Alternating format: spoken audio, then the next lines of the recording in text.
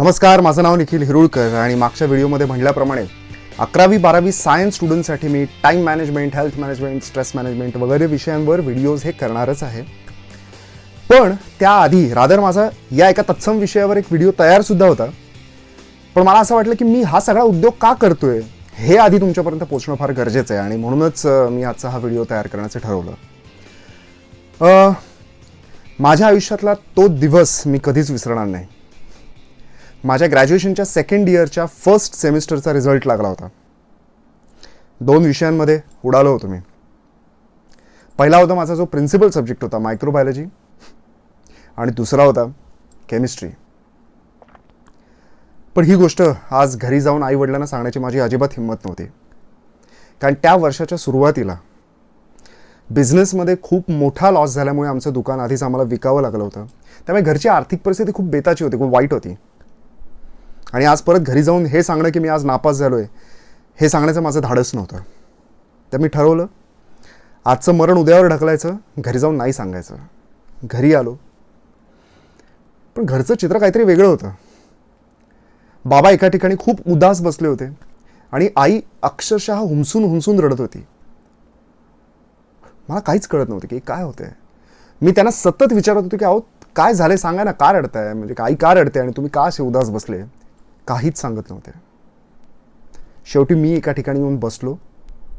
थोड्या वेळाने बाबाच माझ्याजवळ आले, खांद्यावर हात ठेवला आणि म्हणाले की बाळा आपली बँक बंद झालेली आहे.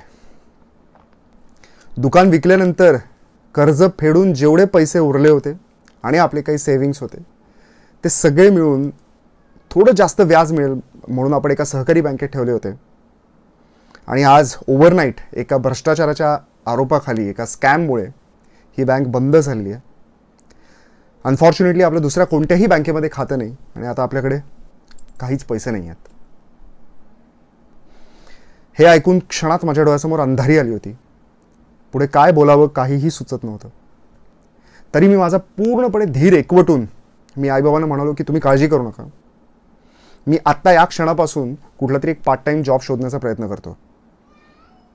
त्यावर त्या क्षणी आई तिथे आली आणि म्हणाली की नाही, तू काही पार्ट टाईम जॉब वगैरे या फंदात पडायचं नाही. आपल्या डोक्यावर छप्पर आहे, अंगात घालायला चांगले कपडे आहेत, 2 वेळेस तू उपाशी राहणार नाही याची काळजी आम्ही करू. वाटेल ते करू, धुणं भांडी करू, लोकांचे डबे पोचवून देऊ, पण तू अभ्यासावर लक्ष केंद्रित करायचं आणि पुढे चांगलं करिअर करायचं.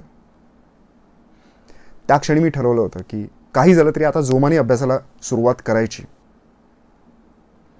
मी हा विचार करत होतो तेवढ्यात माझा एक वर्गमित्र, माझा क्लासमेट अजय आखाडे तो घरी येऊन टपकला. त्याला बघून माझ्या छातीत दडदडायला लागलं. मला आणि हा पठ्ठ्या ह्याच एक्झाममध्ये कॉलेजमधून पहिला आला होता. तर मला भीती याची वाटत होती की तो घरी येऊन हे तर सांगणार नाही की काकू आज रिझल्ट लागला आणि मी पहिला आलो, हे घ्या पेढे, आणि निखिलचा काय रिझल्ट लागला हे सगळं तो विचारणार नाही. या भीतीने माझं डोकं फुटायला लागलं होतं. मला काहीच सुचत नव्हतं. सरप्रायझिंगली त्यांनी असं काहीच केलं नाही. तो इकडच्या तिकडच्या गप्पा मारत राहिला. आईसुद्धा त्याला कशीबशी उत्तरं देत होती. आणि थोड्या वेळाने त्याला काय वाटलं काय माहिती, पण तो म्हणाला की चल निखिल जरा खाली आपल्या नेहमीच्या चहा टपरीवर आपली मित्रमंडळी जमलेली आहेत, त्यांच्याशी जरा एक चहा मारून या आपण. मी आईकडे बघितलं. आई नजरेनेच मला म्हणली की ठीक आहे जा. मी खाली आलो आणि त्याच्यानंतर चालत होतो आम्ही, चालत जात होतो.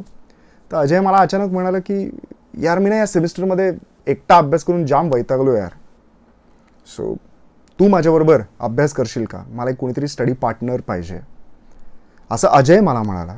हा पहिला आला आहे, मी नापास झालो आहे आणि हाला माझ्याबरोबर अभ्यास करायचा आहे. हे ऐकून माझं डोकं जाम सटकलं. मी त्याला म्हणलो अजय तुझं डोकं पिकं फिरलं आहे का रे, हां तुला आत्तापर्यंत कळलं असेल ना की मी नापास झालो आहे म्हणून. तू पहिला आलायस, येस कॉंग्रॅच्युलेशन्स, पण तुला माझ्याबरोबर अभ्यास करायचा आहे, चेष्टा करतोयस माझी. त्यावर तो म्हणाला की हे माझ्या प्रश्नाचं उत्तर नाही, तू माझ्याबरोबर अभ्यास करशील का, हो की नाही. आणि मला त्या क्षणी कळलं की अजय त्याला ॲक्च्युली हे कळलेलं होतं की मी नापास झालेलो आहे आणि त्याला मला मदतच करायची होती. त्यामुळे मी शेवटी म्हणलो की सॉरी, करूयात आपण अभ्यास. त्या दिवसापासून आम्ही अभ्यासाला लागलो. सेकंड सेमिस्टरमध्ये मी ते दोन्ही उडालेले विषय काढले. कसा बसा काठावर का होईना पण पास झालो. अजय ॲज एक्सपेक्टेड पहिला आला, त्याला मायक्रोबायोलॉजीला थाटात ॲडमिशन मिळाली. मला केमिस्ट्रीला ॲडमिशन मिळाली, पण तीसुद्धा बीक मागून विनवण्या करून की द्या हो प्लीज केमिस्ट्रीला तरी ॲडमिशन द्या असं म्हणून ग्रॅज्युएशनला फायनल इयरला मला केमिस्ट्रीला ॲडमिशन मिळाली. तरी या माझ्या मित्रांनी माझ्याबरोबर अभ्यास कंटिन्यू केला. 3-4 तास त्याच्याबरोबर अभ्यास, अजून 2-3 तास, असे एक 7-8 तास रोजचा अभ्यास होत होता. आणि त्याच्याबरोबर तसा अभ्यास करून मी पहिल्या सेमिस्टरमध्ये, थर्ड इयरच्या माझ्या पहिल्या सेमिस्टरमध्ये 66% मिळवले. फार काही जास्त ग्रेट सक्सेस मिळाला नाही. तरीसुद्धा मला एक वाटत होतं की यार मी अजयवर विश्वास ठेवणं गरजेचं आहे, त्याच्या टेक्निकवर विश्वास ठेवणं गरजेचं आहे. कारण अल्टिमेटली तो त्याच टेक्निक्सनी टॉप करत होता. मी थोडा तर काही सक्सेस मिळवला असता. म्हणून मी अभ्यास करत राहिलो आणि फायनली माझ्या ग्रॅज्युएशनच्या सेकंड सेमिस्टरमध्ये मला 90% मिळाले. So from failure to success within 1 year मी हा प्रवास पाहिला, तेही स्वतःच्या आयुष्यात. तो फक्त आणि फक्त मिस्टर अजय आखाडे. So this is my story. I think if you can resonate with even first half of my story, second part can be yours. ह्या माझ्या मित्राच्या ज्या टेक्निक्स आहेत त्या मी तुमच्यापर्यंत पोहोचवणारच आहेत. अर्थात काळानुसार त्याच्यात बदल करणं अत्यंत गरजेचं होतं आणि ते बदल मी केलेले आहेत. रादर त्याच्यामध्ये थोडी टेक्नॉलॉजीसुद्धा इन्कॉर्पोरेट मी केलेली आहे. या सगळ्या टेक्निक्स मी तुमच्यापर्यंत पोहोचवणार आहेच, पण त्याआधी तुमचा एक माइंडसेट तयार होणं फार गरजेचं आहे. कारण हे जे आहे ना आपलं की यार ज्या अभ्यासाचं काय सारखा अभ्यास करायचं, जाम कंटाळा येतो यार, लाईफ में कुछ नया चाहिए, असं काही नाही आहे. तुम्ही अभ्यासाची सुद्धा मजा घेऊ शकताच की, पण तुम्हाला माहितीच नसतं की अभ्यासात नक्की इंटरेस्ट घ्यायचा कसा. त्यासाठी तुमचं माइंडसेट तयार होणं काही गरजेचं आहे. सो अगदी काही मला लगेच एक दोन व्हिडिओजमध्ये हे काही सांगता येणार नाही, काही दिवस लागतील, पण मी नक्की या सगळ्या गोष्टी तुमच्यापर्यंत पोहोचवणार आहे. बिफोर दॅट, आजचा हा व्हिडिओ, माझी स्टोरी जर तुम्हाला आवडलेली असेल तर प्लीज ही सगळ्यांपर्यंत पोचवा. तुमच्या मित्रमैत्रिणींपर्यंत, बंधू भगिनींपर्यंत, आईवडिलांपर्यंत, तुमचे काका काकू, मामा मामी, नाना नानी, दादा दादी सगळ्यांपर्यंत पोचवा. आणि फेसबुक इन्स्टा पेजला तुम्ही लाईक केलेलं असेलच, पण शेअर करा, कॉमेंट्स करा. त्याचबरोबर यूट्यूब चॅनलसुद्धा सबस्क्राईब करा. सगळ्याच्या लिंक्स या डिस्क्रिप्शनमध्ये मी दिलेल्या आहेत. आणि हो, बेल आयकन प्रेस करायला विसरू नका.